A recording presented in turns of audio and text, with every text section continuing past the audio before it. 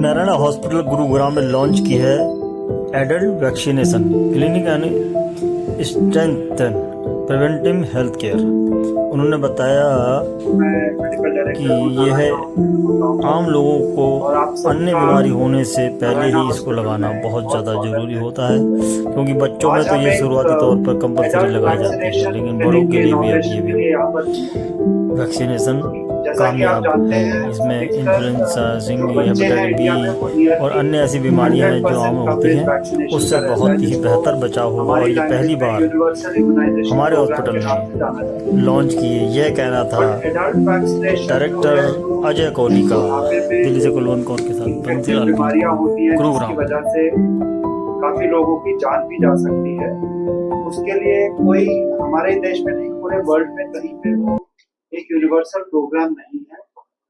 ये प्रोग्राम अधिकतर patient driven और क्लिनिकल इंडिकेशन ड्रिवन होता है। इसका क्या मतलब है कि कुछ पेशेंट्स हैं जो कि खुद डिमांड करते हैं कि हमें ये वैक्सीनेशन जरूरी है, और कुछ पेशेंट्स की बीमारियां ऐसी होती है जिनमें हम ये वैक्सीनेशन रेकमेंड करते हैं। तो नारायणा हॉस्पिटल, जैसा कि आप जानते हैं, नारायणा हेल्थ ग्रुप जो है ये बहुत ही प्रोग्रेसिव देश का हेल्थ केयर ग्रुप है प्राइवेट सेक्टर में, और हम अधिकतर फोर फ्रंट में रहते हैं नए नए प्रोग्राम शुरू करने के लिए। तो एडल्ट वैक्सीनेशन प्रोग्राम जो है वो हमारा एक और स्टेप है towards community care, towards community health care. और मैं डॉक्टर पीयूष का एक वर्ड उनसे चुराऊंगा। इन्होंने कहा कि अब जो थॉट प्रोसेस है हमारा, वो हम इलनेस से वेलनेस की तरफ ध्यान दे रहे हैं। तो उसके तरफ बढ़ते हुए ये एडल्ट वैक्सीनेशन प्रोग्राम हमने शुरू किया है, और इसकी खासियत एक ये है कि हम जीरो प्रॉफिट पे इसको कम्युनिटी में अवेलेबल करा रहे हैं। जो हमारी प्रोक्योरमेंट है उसी में हम हॉस्पिटल की सुविधा देकर पेशेंट्स जो हैं वो आके यहाँ पे वैक्सीनेशन खुद लेना चाहें तो खुद ले सकते हैं। अगर डॉक्टर प्रिस्क्राइब हो तो हम उनको यहीं पे एडमिनिस्टर करें।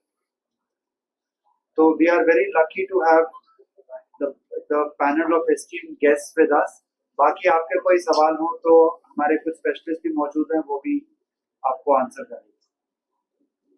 लो प्रॉफिट का क्या फ्री एडल्ट की क्या परिभाषा है? एडल्ट कहाँ, कौन सी डेट? और नारायणा की पूरी हेल्थ टीम, मेरे को यहाँ पे आके बहुत अच्छा लगा। This is first of a kind initiative in Gurugram I feel, कि जहाँ पे जो वैक्सीनेशन की जो हम बात करते हैं कि वैक्सीनेशन बच्चों की, जैसे जनरली आप कॉमन आदमियों से बात करोगे कि जो वैक्सीनेशन करवानी है तो बच्चों की वैक्सीनेशन, लेकिन कई बार आप ये नहीं रियलाइज करते कि जो अडल्ट हैं उनकी भी एक वैक्सीनेशन की कैटेगरी होती है। वैक्सीनेशन बेसिकली एक प्रोसेस होता है एक्टिव इम्यूनाइजेशन का, कि इम्यूनाइजेशन का जब हम देखते हैं कि इम्यूनाइज कैसे किया जाए, जब किसी भी बीमारी का, जैसे कई तरह की वैक्सीनेशन होती हैं, तो उसको होने से पहले अगर हम वैक्सीनेट करवा दें तो बीमारी होने के चांसेस कम होते हैं। आज के टाइम के अंदर जो स्पेशली जो हमारे जो जैसे डॉक्टर साहब ने बताया, जो यूनिवर्सल इम्यूनाइजेशन शेड्यूल है, ये गवर्नमेंट के थ्रू आज के टाइम के अंदर जो स्पेशली जो हमारे जिसको रिकमेंडेड है या वॉलंटरीली है तो वैक्सीनेशन की तरफ जाना चाहिए।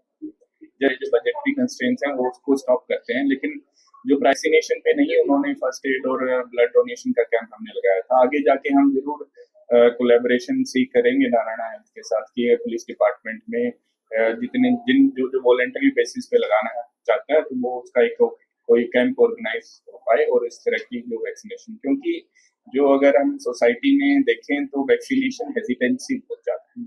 वैक्सीनेशन हेजिटेंसी का मतलब कईयों को आपने देखा होगा कि स्पेशली कोरोना टाइम के बाद कि वैक्सीन के प्रति जो नजरिया है वो जितना अच्छा होना चाहिए उतना नहीं है, कई बार सेफ्टी के ऊपर और एफिकेसी के अंदर। तो मैं ये कहना चाहता हूँ, ये जो वैक्सीन रहती हैं, जो अडल्ट वैक्सीनेशन होती हैं, वो सारे स्टैंडर्ड्स पार करके जल्दबाजी में पास की गई वैक्सीन नहीं है। उनका पूरा ट्रायल होता है, क्लिनिकल ट्रायल होता है। मेरा बैकग्राउंड भी एमबीबीएस का है, तो इसलिए मेरे को पता है कि मैंने एमबीबीएस किया, तो उसमें कैसे इनका रोबोस्ट और इन्फेक्शन रेट बढ़ जाता है। निमोकोकल, इन्फ्लुएंजा, उन लोगों के लिए स्पेशली ये वैक्सीनेशन एक रामबाण का काम करती है, बिकॉज उनकी लंग्स ऑलरेडी कम काम कर रही है। हमारे बहुत ऐसे सीनियर सिटीजन हैं जिनको चेस्ट की बीमारियां, अस्थमा, सीओपीडी, ये सब ऑलरेडी प्री एग्जिस्ट कर रहे हैं। तो ये वैक्सीनेशन उनके लिए बहुत बेनिफिशियल रहती है, क्योंकि जब इन्फेक्शन सिवियर नहीं होता ना, अगर कम भी होता है तो उनकी बॉडी रिकवरी बेटर करती है।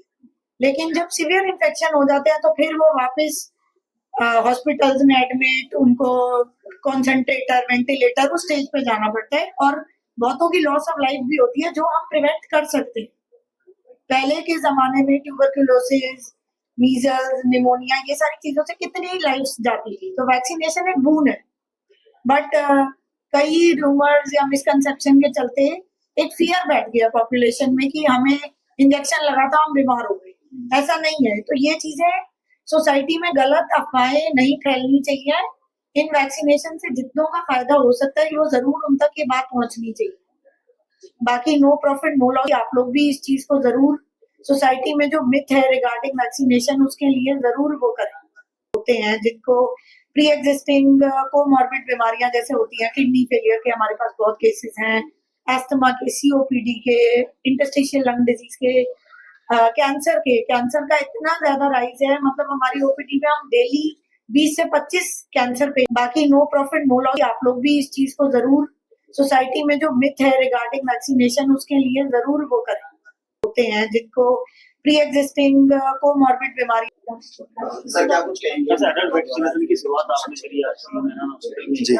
ये वैक्सीनेशन सिर्फ आज की डेट में एडल्ट को हो चुकी है, बहुत रेगुलर तो नहीं है, लेकिन हाँ जिस तरह की बीमारी कितनी सक्सेसफुल है और क्यों लगाना चाहिए जरूरत? एडल्ट वैक्सीन जो है, देखो जैसे मैंने पहले कहा कि ये अगर हम इसको फाइनेंशियल क्षमता से हम डीलिंक करें, अगर हम फाइनेंसेस को इसमें इंक्लूड ना करें, तो ये अक्रॉस द कम्युनिटी सबको लगनी चाहिए। अधिकतर देश इसको फॉलो इसलिए नहीं कर पाते क्योंकि इसमें फाइनेंशियल एलिमेंट इन्वॉल्व है। इसीलिए हमारा जो ये प्रोग्राम है, जो बिना प्रॉफिट के, ज़ीरो प्रॉफिट पे ये एक किस्म से कम्युनिटी को देने का प्रोग्राम है, वो इसीलिए है कि जितने कम्युनिटी के मेंबर्स हैं वो ज़्यादा से ज़्यादा इसका लाभ उठा सकें। हिस्ट्री रिकॉर्ड के हिसाब से अगर ट्रांसफरेबल जो होता किसी का वो लगाता तो उसके लिए क्या? तो उसके लिए जैसा मैंने कहा कि हम सारे पेशेंट्स को हम एक राइट अप देते हैं, जो वैक्सीनेशन का शेड्यूल है उसका भी एक कार्ड मिलता है। वो अगर चाहे तो किसी नई जगह पे जाके वो अपना कार्ड देके उसका बूस्टर या उसकी सेकेंड डोज लगवा सकते हैं। Thank you.